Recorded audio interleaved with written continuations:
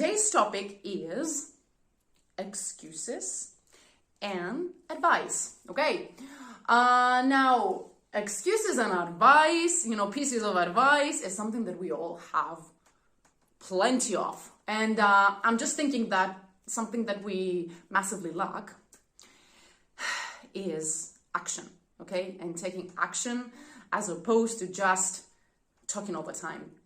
Have I done it myself? Yes. Do I still do it? Yes.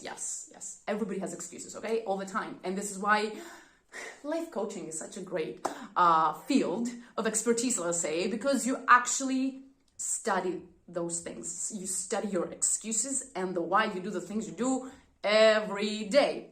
And that's how you become better. And this is how you influence others in a more positive and more productive, let's say, way, by setting a better example. That is, versus just advising all the time, okay? Because we all have advice for others that we don't even follow ourselves, okay? But starting off like with the excuses, okay?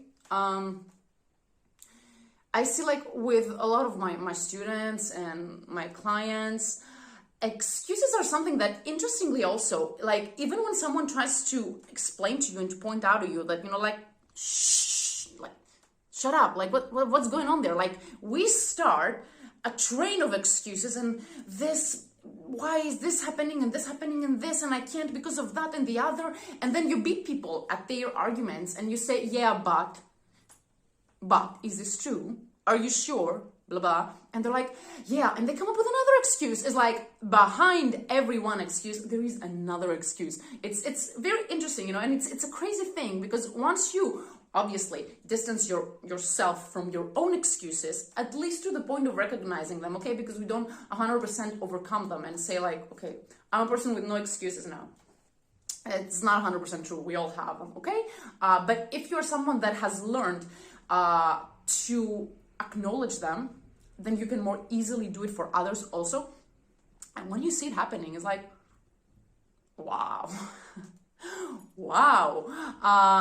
Now, the thing is that when you actually understand how excuses work, you can actually help others, well, if it's your job, that is, to get to the core of their own issues and the core of why they have excuses, why they use excuses. Okay, it's a deep process, and unfortunately, unless you are a life coach, the thing is that if you do it like from a friend to a friend, like you say you go for coffee or like for whatever reason, like for free, you try to help someone, it's not gonna work because you can say whatever you say, but the person has to actually sit down and connect with their core issues themselves and heal that in themselves. And that takes like discipline practice. Let's say there are exercises, meditation is a great way, to get to know yourself better, your good self and your bad self, with the excuses, that is. But like sometimes, and there comes the advice part, when we give advice, and people are not committed to following the advice because, for example, they paid to get it, they're not gonna follow it. They don't value it enough, okay? So sometimes we do it a disservice by trying to help people that are not committed, to the advice that we're giving them, to the help that we're trying to give them. They're not going to listen. And also, like, if we're not equipped to guide people to the why they have the excuses and why they do things they do the way they do, again, just the fact that we can see what they're doing and probably even the why they do it on the surface, that is, we shouldn't be trying to fix them, okay? And that goes like for people who are into education, okay? We're teaching people skills, let's say, but if you don't have like a different kind of educational, let's say, methodology to get to the core of why different people react in different ways to the things we're trying to teach them, why certain people progress more and faster than others, and what are the ramifications there, sometimes, like we try to solve a problem, but it doesn't get solved. And if like, even if you convince someone in the short run, let's say, in the long run, they're still gonna come back to their old ways, because again, the core issue is still there. For example, talking about the arts, let's say.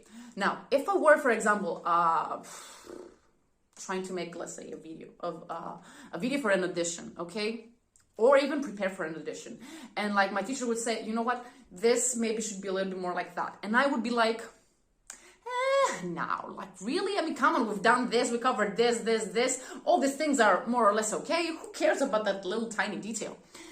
Now, the thing is that that little tiny detail might not even be as important in itself, but it would convey, let's say, to the judges the fact that someone wants to slack a little bit, okay? That someone doesn't take it 100% seriously. Now, my teacher would know that, and my teacher would even try to explain that to me. But the thing is, because the reason why I was performing the way I was, it was a deep sense of a block, let's say, a deep sense of something that was stopping me, that just, it wouldn't allow me to, let's say, agree with the advice of the teacher and follow the advice. So the teacher was 100% correct, but because I was not led to understand the why I behave this way. Because no, even the teacher would not be able to understand this, okay? The teacher would not be able to understand that, you know what, I'm probably already, I've probably already decided that I'm gonna fail. So instead of trying hard, I could try less hard and fail, not having tried as much. That's a logic, okay? Like, because in the back of my mind, I knew, or I had decided again that I'm gonna fail.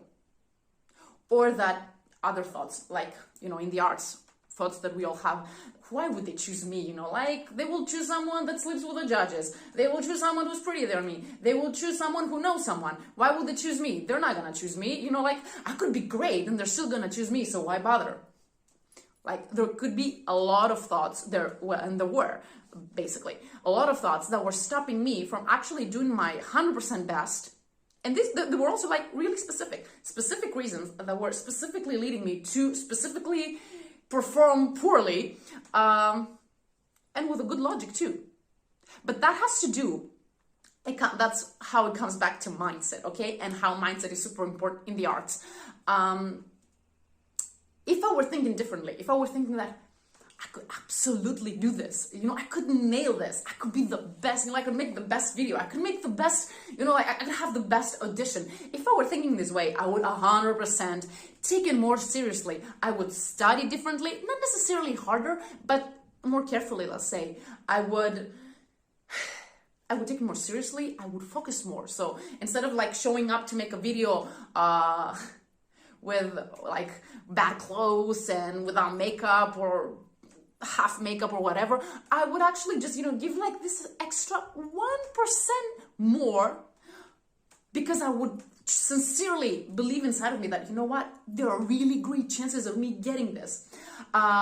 So because I didn't do that, I would have the excuses like, yeah, well, what, like I was in the bus and, there were people, so, like my hair is messed up now because of that, and why bother doing this, and why bother doing that, and I had noise in the house, like right now, why bother studying harder or more, or better, why bother, you know what I mean? You find excuses to match the core beliefs you have that are actually blocking you, from believing in a better result, essentially. And that's when it comes to advice, and like advice should be a little wiser, and most times it's not, because we advise people without knowing what's undercover. We don't know why they do the things they do. For example, let's say a life coach sits with me, and we're like trying to find out why, for example, I sleep the hours I sleep and how long I sleep. And, like the average person would say, you should wake up earlier, or you should go to bed earlier. Yeah, great, fantastic. Okay, now that you said it, I'm definitely not gonna follow the advice because I don't care what you say. And it should be this way, for example, people tell us, you should lose weight. I mean, you should lose weight is a great advice in any case. Like, it's a matter of health. So someone comes up to me and tells me, you should lose weight. Like, duh, thank you. Yeah, I know, but so should you. Are you going to lose the weight? Because if I see you losing the weight, then I'm gonna lose it. But that's something people don't do. They just advise others, because another, pathology we have is advising other people for the things that we should be doing better. So coming back to like my sleep patterns, if I sit like with the right professional, okay, if I sit with a life coach, they're gonna guide me into figuring out why I sleep these hours of sleep. Like, when you were a child, did you worship sleep as much? Did you care about sleeping long hours? No. Would you wake up super early to watch cartoon before school? Yeah. Were you even excited? Yeah. Would you possibly do that now? No. No, I wake up completely different hours now. Would it have to do with the fact that for many years you had to wake up early to go somewhere that you didn't enjoy going, let's say school, to learn things you didn't care about, basically to not even learn things as much. And then at some point in high school, did you maybe have cases of insomnia and you couldn't sleep, and then sleep became such a big issue, like a scary issue, that it kind of left a trauma in you and you now over-worship sleep and you need to sleep too much? Would that maybe be the case? Probably. So, having discussed that, and now that you see that these may be the reasons, would you try to sleep earlier? No. Perfect. The life coach would say, let's dig deeper. Did you maybe then graduate high school and then go to university that you thought your life would be better and that things would be more fun and more cool, and then again you had to wake up early to go somewhere that you don't like? Is it the case? Yes. Did you enjoy going to university? No. Did you enjoy getting in a bus that was stuffed with people that you had to wait for a long time, and then you would miss it, it wouldn't come, or it would be late and you would be late and you would run and you would sweat? Is that the case? Is that something that you never look forward to for good reason? Absolutely. Would that maybe be a reason why you worship sleep so much? Because when you sleep, you don't have to do these things. Yes. Does that help you want to correct your sleep patterns? Okay, let's dig deeper. What did you do for the rest of your 20s? Getting in a bus that was becoming worse every year, going to places that I didn't really want to go, sweating, running, chasing. Okay, so that's how you examine things. Obviously, the life coach does not know these things, but the life coach knows how to guide you to figure out why you do the things you do. Because let's face it, if I were to have like a massive career in something, I would more or less have to have healthy sleep patterns. And just someone coming up to me, any teacher, let's say, and said to me, you should sleep better hours, I'm going to say, yeah, okay, whatever, you do it for me. I would absolutely react this way. But if someone helps me understand why I have issues with sleep and get to the core of it, I wouldn't even have to make any decision. It would automatically fix itself, because the problem that's creating the disease, let's say, or the unbalanced choices that I make, then the core issue would be healed. It would be like the problem would be removed, and then I could come back to harmony, okay? Make harmonious choices with what I'm doing and what I want to do better and what I want to do more of, and blah, blah, blah. So that's how mindset helps us. And these are a few comments on excuses and advice. I hope you enjoyed this video. Feel free to like and comment and share. And until next time, have a great day.